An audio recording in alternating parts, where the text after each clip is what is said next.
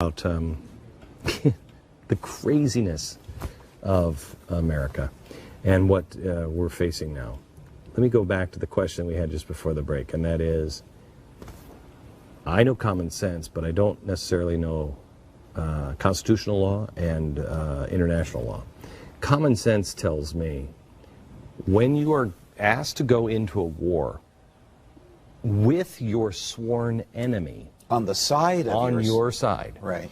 That is the definition, common sense, of aiding and abetting your enemy. There's only one crime defined in the Constitution, that's treason. The framers did that because the kings of England used to charge their political opponents who disagreed with them with treason. So they made it very clear.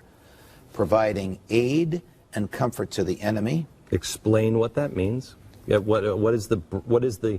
what's the narrow definition Well, of that? Tokyo Rose was convicted of providing aid and comfort with words, but in the modern era, it would be more than words. It would be providing material assistance to an organization that is waging war or a state that is waging war against you.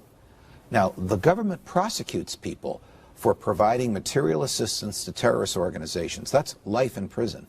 How could the government itself provide material assistance to a terrorist organization? What am I talking about? Al-Qaeda is fighting with others to take over the government of Syria. They would make the case that, well, that's just one faction and they're not all connected, and so we're not helping them.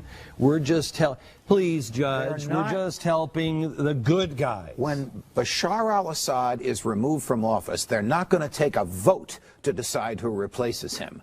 Al-Qaeda will kill its allies that helped them overtake Bashar al-Assad in Syria so that Al-Qaeda, can run the government. And if we do anything to help Al-Qaeda by harming Bashar al-Assad, by weakening him, by degrading him, by leveling the playing field of the battlefield, as John McCain said, that will be the moral equivalent of providing aid and comfort to the enemy. That is known as treason. And if we bomb a country, if we enter the country militarily, absent those four conditions we just talked about, the president could be charged with a war crime for which there is no statute of limitations. And when he leaves office, he will not be able to travel to parts of the world that will recognize the charge against him. Example, Donald Rumsfeld today cannot travel to the EU because he's been charged in Spain with war crimes. And the whole EU, the European Union, recognizes Spain's charge and will enforce Spain's arrest warrant. That could happen to Barack Obama. Well, it would cut down on his vacation expenses quite a bit. And they are very expensive. And they are very expensive. All right, so I said this on the air today, that I think the guy is committing treason. If he does it, he's committing treason. And I know the Constitution, was it 2 or 3 witnesses you have to have for treason? 2 witnesses to the same overt act. Right. You have 200 million that's witnesses what I said. Because of what he said last night on That's air. what I said. I mean, honestly, I don't even know what the rating. Tiffany, what was the ratings last night for his speech? I'll bet you it was 30 million people. I'm well, sure you have 30 million people that watched him do it. This is a president disdainful of international law because it frustrates him, contemptuous of the Constitution because if it's followed, it will confine him. He just simply doesn't care who he decides to kill, who he decides to attack.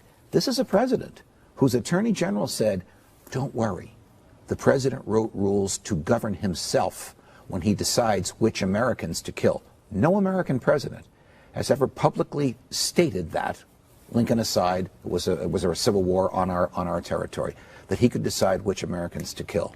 Do you think he would sweat for a moment when deciding which Syrians to kill? Of course not.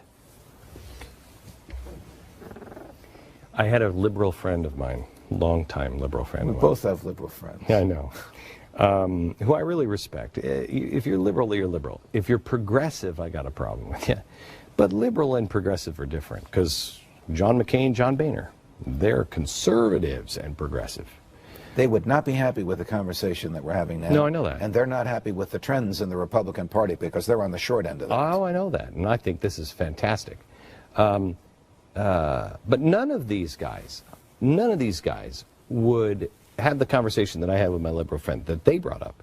They said, you know, Glenn, if it were reversed, if you would have had a Republican do all this, our side, we would have impeached him by now. Probably.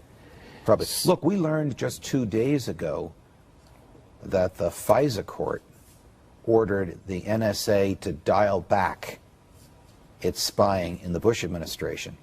And the Obama administration sent Justice Department lawyers into the FISA court to get that dialing back undone, without getting too specific into the weeds because it's very technical. As a result of undoing the dialing back, as a result of what the Obama Justice Department lawyers persuaded the FISA court to do, the NSA now freely admits that it listens to every phone call made on every telephone, landline, or cell. The president has said that's not true. And reads every email and every text made in or passing through or originating from the United States. And beyond that, keeps it for a period of time. Yes, they now keep it for over 6 years.